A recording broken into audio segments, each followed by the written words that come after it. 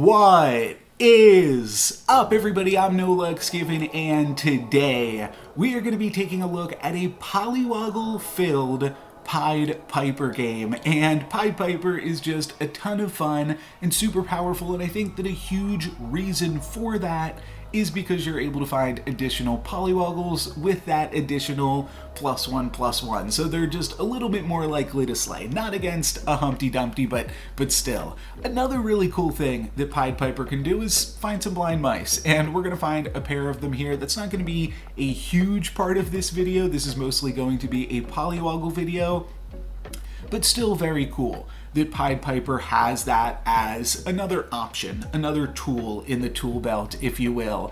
And because all of these options, all of this power, Pied Piper definitely one of the best heroes in the game. I've said a lot recently that I think that Snow Angel is the best hero in the game, but if you said Pied Piper was the best hero in the game, I wouldn't fault you for that one either. It's got a lot of things going for it. You've got the Polywoggles, you've got the blind mice, you've got the kitty cup purse, all getting that +1/+1 early on. So you have a lot of additional early game power as well. As you kind of greed for these options, we're playing a lot more of a greedy game. I rolled past the goat, which would have been an early 3/4, also a very powerful unit. And then you also have the consistency, I would say, of Pied Piper, as well as that end game inevitability, being able to find a whole bunch of good boys and do a lot of powerful stuff with that. So all of those things contribute to just making Pied Piper an extremely powerful hero. We're going to focus a little bit more on the Pollywoggle side of it and a little bit more of the greedy side of it in this one, though. And speaking of greedy, I'm trying to not slay with my Polywoggles on 3.0 because we've got 2 of them. And I figured if we could find a third, we could grab a treasure, we could triple it, and then find an upgraded tier 4 character. And as we've looked at a lot recently, an upgraded tier 4 character can just win the game sometimes if you get it early enough. So yeah, that's why I'm trying to not slay. Now, next turn, you are going to see me change course on that a little bit. And the reason for that is if we don't get the slay on 3.1, if we triple the Polywoggles on 3.2, at that point I'm going to want to wait and slay with them on 4.0. And at that point, I've just done nothing the whole start of the game. So I don't want to just dirtle around forever. I'm going to wind up picking up a stag so that way we can potentially slay with these Polywoggles, and a shepherd's sling as well will help us get our slay on. And hopefully now we can make these into 6/6s and just slay with them and get a strong start and then see where that takes us. And we can pick up some more Polywoggles down the line if we really need to. And we will. Yeah, there will be a bunch of Polywoggles in this one, as I brought up. Unfortunately, not actually going to get the stag attack off. It is going to get attacked into by an opposing Pollywoggle. Kind of awkward. They are supporting a Pollywoggle with a Mad Mim over there on the beauty. But we actually get pretty lucky. And not one, but both of our Polywoggles are going to be able to slay, and we get a greedy, which gives us some additional cash this turn as well. So all of a sudden, I think that we are quite strong, just out of nowhere. We just dealt with a pretty strong opponent there. I'll triple the blind mouse and pick up a Krampus's Sleigh. Not a huge fan of Reduplicator or Summoning Portal, at the very least at this stage of the game. We've obviously used both of those treasures to good effect, on Pied Piper even, as they are both summoning treasures, though you're not going to do anything super early. And then the other deciding factor there was the fact that we're playing up against King Midas right now, who is very unlikely to have any treasures, which means we'll get to hang on to the Krampus's Sleigh for another turn, and then we're more likely to be able to steal a tier 3 treasure as opposed to just a tier 2 one. Then from there, I am locking onto this Wish Upon a Star, and I've got some interesting ideas for that, like we'll potentially pick up this Humpty Dumpty, and we'll also have bonus gold from Golden Chicken and potentially even Greedy as well. So that's kind of the idea, and that's exactly how it's going to work out. We're going to get a bunch of bonus gold from Greedy, and we're even going to get a win there against King Midas. Like I said, we get to hang on to our Krampus's Sleigh, and then we'll Wish Upon a Star, and we will try our bestest to win this combat, and that is going to involve playing some more good characters, including another Humpty Dumpty, a friendly spirit, and a second donkey. So I'm gonna look at this puzzle for a second here, but the way that this gold works out and the way that this board works out, it hurts a little bit, but I'm gonna wind up selling off the greedy. I think that when you have a wish upon a star is not the time to be greedy. Just try to play the best board however you can, however that looks like, and I thought that it might be beneficial to throw another donkey back there. Basically, we've got these eggs, and we've got the friendly spirit and the stag all pumping up the donkey because they're all good characters as well, with the fairy godmother, and then the donkeys can spawn some things, and that should be enough to win this wish upon a star.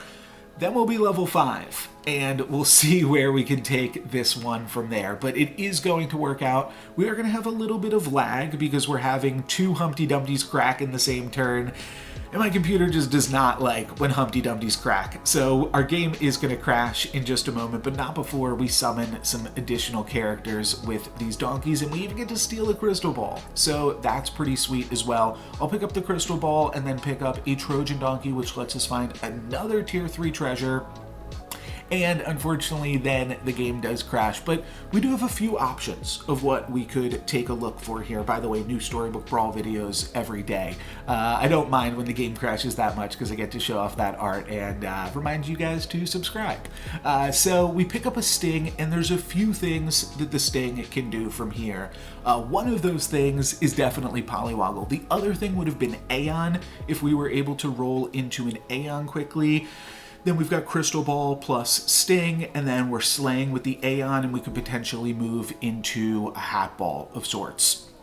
For the time being, I'm checking out how these Polywoggles would look. Pollywoggle can definitely slay with the Sting, but because I think are still doing okay, I think I just want to roll and try to find an upgrade for Pollywoggle next turn, even in the next 2 turns. 5.2, an upgraded Pollywoggle, grab an upgraded tier 6 unit. That could provide a lot of endgame direction for us. So that is what I'm going to go for. We are going to have our second Humpty Dumpty crack here. That's right, the first one didn't actually crack in the first combat. We didn't actually crack the second one. But this Trojan donkey doing a lot of work for us still, now summoning tier 5 characters now that we are up in XP.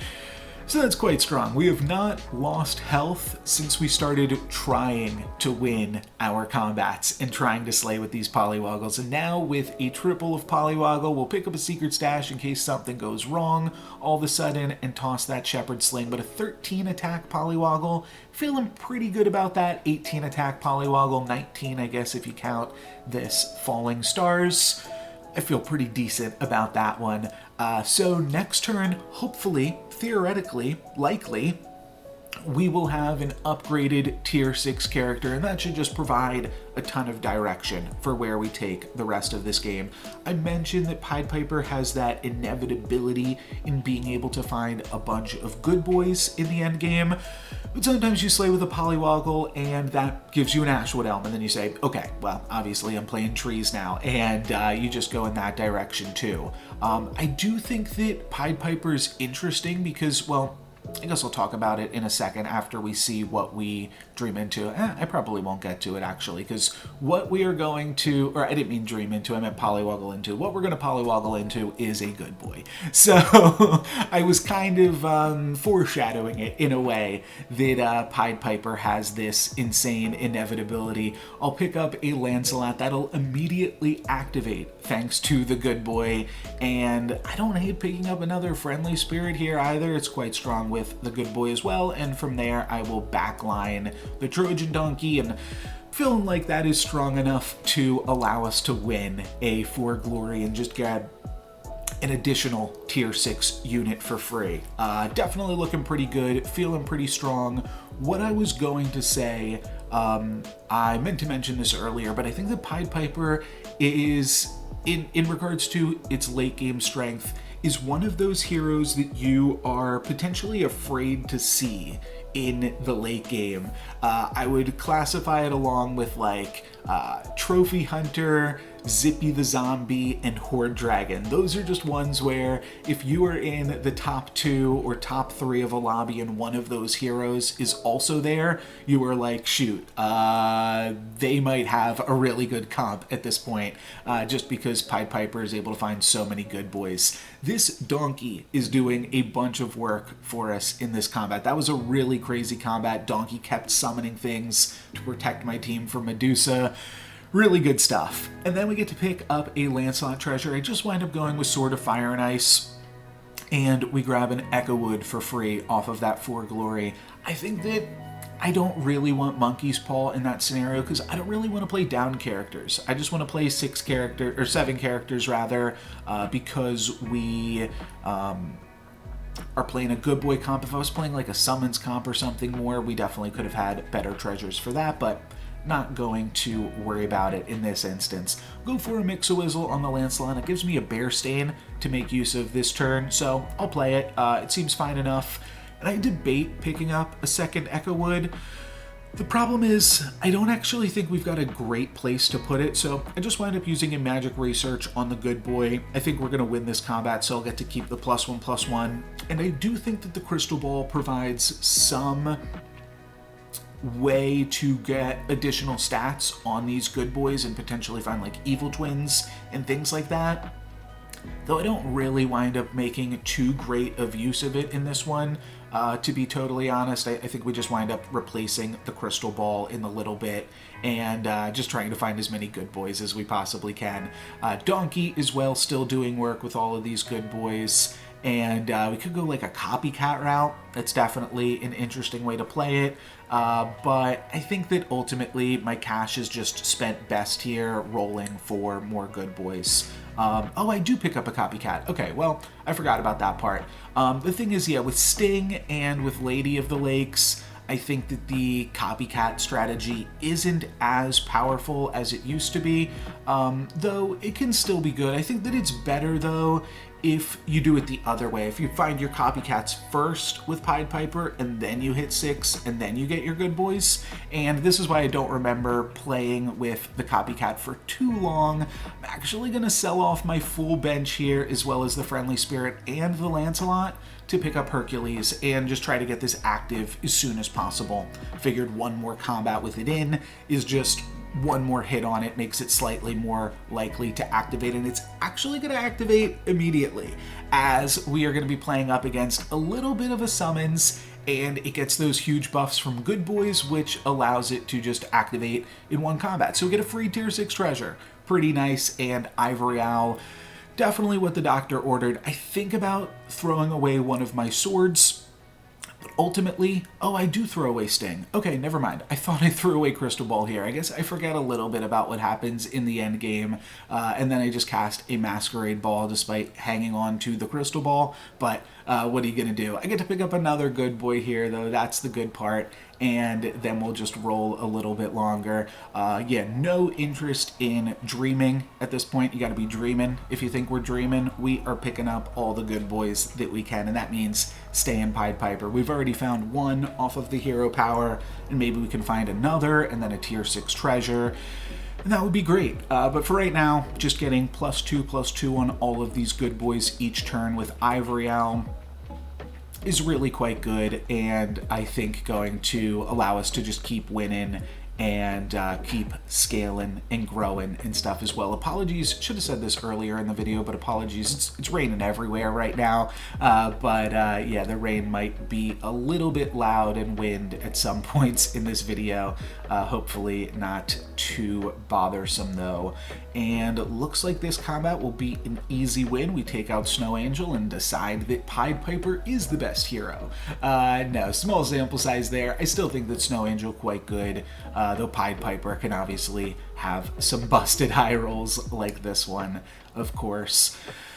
I think Robin Hood is a pretty interesting pickup, both because it is a ranged character and because it will pump up Good Boy, and pumping up Good Boy is good, probably off of Aeon at this point, and then I wind up Mix-a-Wizzling the Robin Hood and we find a Boomhilda. Not really going to do too much of anything with that this turn, but it was tough to put the Robin Hood in here anyways. The main reason to want the Robin Hood is so that way I can triple up on these ladies of the lake, and then I'll have an additional backline unit to play.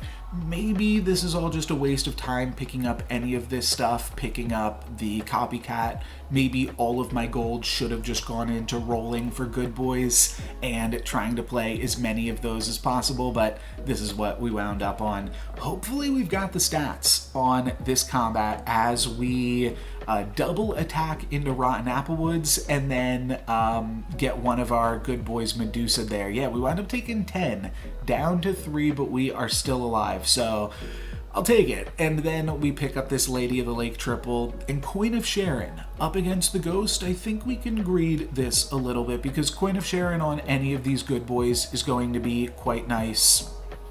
And yeah, hopefully we can get that all going. There is something kind of particular here, I think. Well, it doesn't really matter because we get to pick up another good boy off of the Pied Piper hero power. That is the inevitability that I was talking about. And I'm going to do kind of a cheeky play here. I'm going to float this Wand of Weirding for a turn. I'd love to actually get some use out of the Coin of Sharon +4/+4 on a good boy. It's pretty good.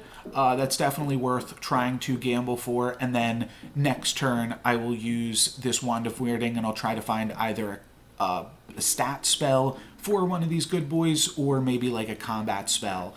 So that is the idea here to wrap things up. Good boys are going to be absolutely massive, especially for this stage of the game, because we've like just hit level 6 as the lobby. The lobby collectively is just at level 6. And then you can see the spell that rolls into the shop is a Pigomorph. So we get to double cast a Pigomorph on the final turn, and the way that the math works out, it was really lucky that the second good boy is the one that died, because now Robin Wood will still get to buff that first good boy and give us a little bit of additional attack.